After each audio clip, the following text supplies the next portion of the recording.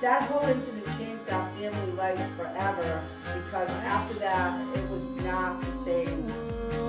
Seas had rise when I gave the word. Now in the morning I sleep alone. Sweep the streets I used to own.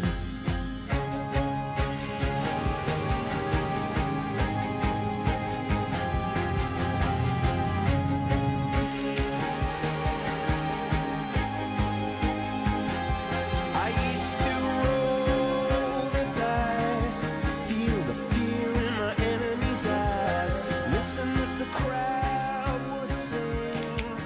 Now the old king is dead, long live the king. 1 minute I sent him to school in kindergarten, and I have to walk to the end of the street on the corner of South and Foot for him to catch the bus. And my husband worked for the town at the time, and he used to come right behind the bus and get him off the bus every day. And I was really young, so I don't remember too much. I just remember, normal day at school, coming off the bus.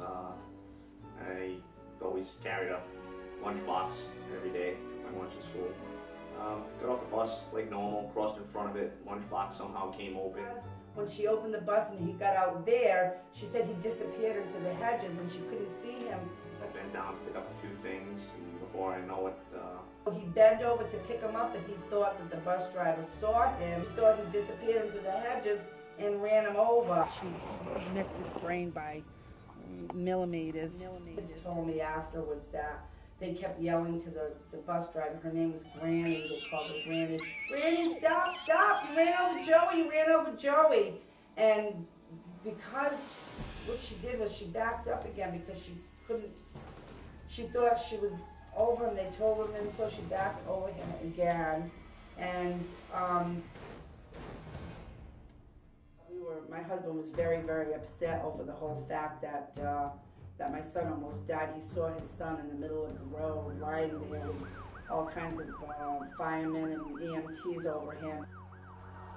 pretty much woke up once on the ground, asking my father if I had to go to the hospital. I remember I couldn't really get up or move or feel. My son had tire treads embedded in his ear, his neck, all the way down the side to his hands. They were big, big tire treads embedded in him. They were all raised. The doctors told me that he was in intensive care and that they didn't know what was going to happen to him. He was all destinated. He was full of blood. His belly was big, big, big, and his arm, they said that he had no circulation in his arm. I was 24/7 at the hospital. I never came home. My son's doctor told me if I didn't go home and get some rest that I would probably end up having a nervous breakdown, which I almost did. Probably the worst part is after the hospital, I was actually in a full body cast through all the hot months of July, August, even June. Probably one of the hottest summers I can remember, and being stuck in that.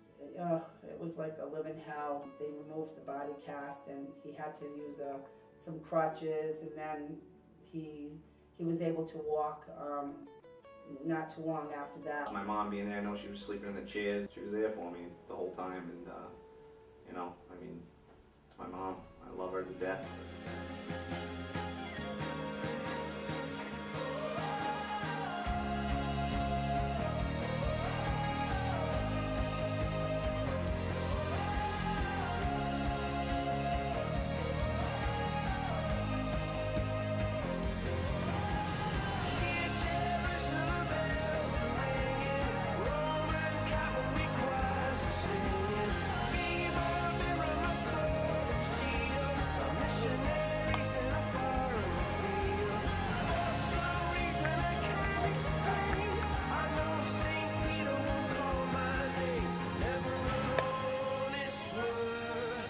That was when I